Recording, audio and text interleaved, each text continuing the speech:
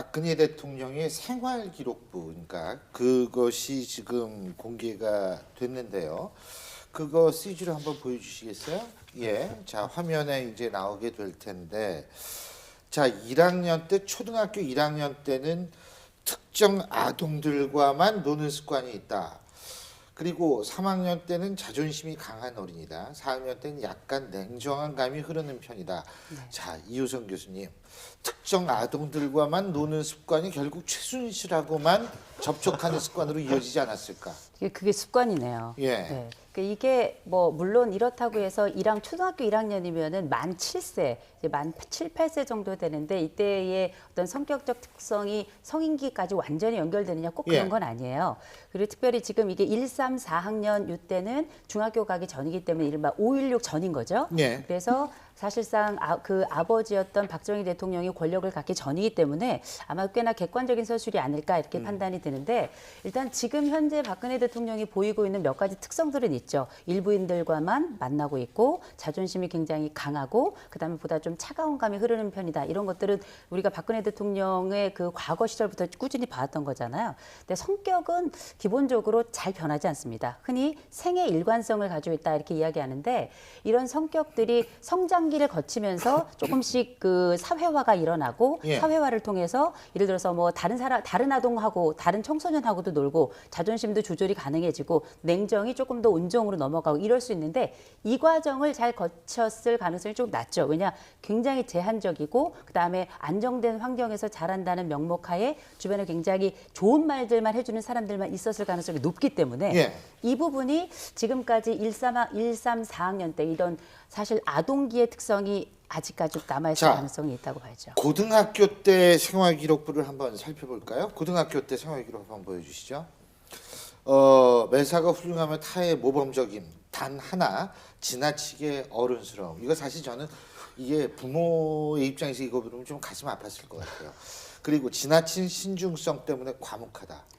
이거 예. 아무래도 대통령의 딸이라는 측면 때문에 많은 사람들이 그러니까 시선의 주목을 받을 수밖에 없는 상황이기 때문에 아마 고등학교 때는 아마 상당히 조신하게 처신을 하신 것 같아요.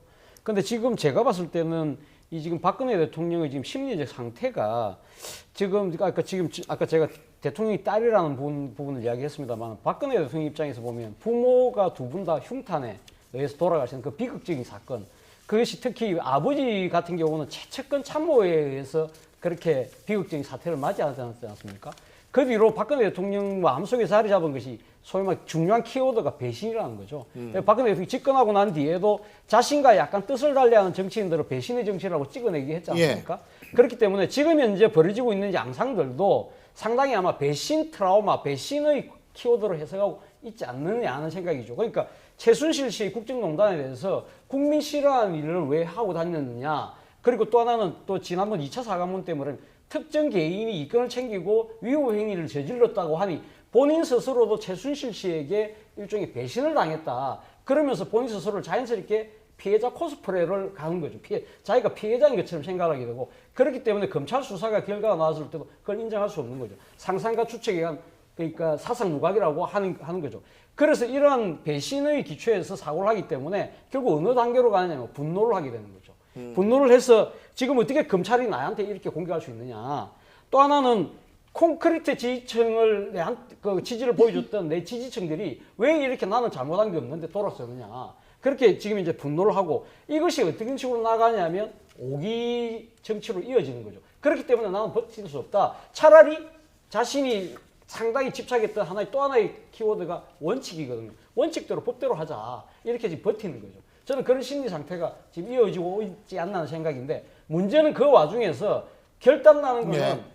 대한민국이고 국민의 삶이라는 예. 이 이게 부분이 지금 상당히 중요한 거죠. 네 가지 지금 우리 화면에 보시면 뭐 자괴라든지 분노라든지 혼돈이라든지 회피라든지 이런 단어들이 지금 여러 박근혜 대통령의 말을 통해 가지고 이제 추출한 단어들이거든요. 이렇게 유추하는 단어들인데, 이 네 개의 단어들을 한꺼번에 합성을 해보면 무슨 일이 벌어지냐면 판단 정지라는 말이 나오게 되는 거예요.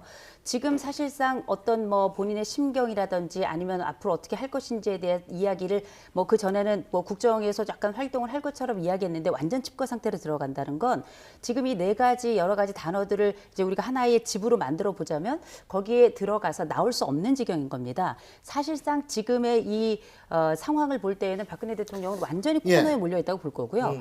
코너에 몰려 있는 게 알겠습니다. 이런 상태에서는 뭐 분노도 의미가 없고 예. 자괴도 의미가 없고 감정적인 판단 자체뿐만 아니라 이성적 판단은 거의 정지라고 봐야 될 것 같아요. 지금 어쨌든 지금 일부 언론에 보도된 바에 따르면 박근혜 대통령이 3차 탄핵 이 국회에서 발의하기 전에 3차 대국민 담화를 발표할 수도 있다라는 그런 언론 보도가 있었습니다. 물론 그 내용이 그러니까 본인의 억울함을 호소할 수도 있는 거 그거는 우리가 알 수가 없는 건데요. 하지만 국민들은 지금 어떤 감정인지를 한 번쯤은 생각을 해야 될 거란 생각이 듭니다.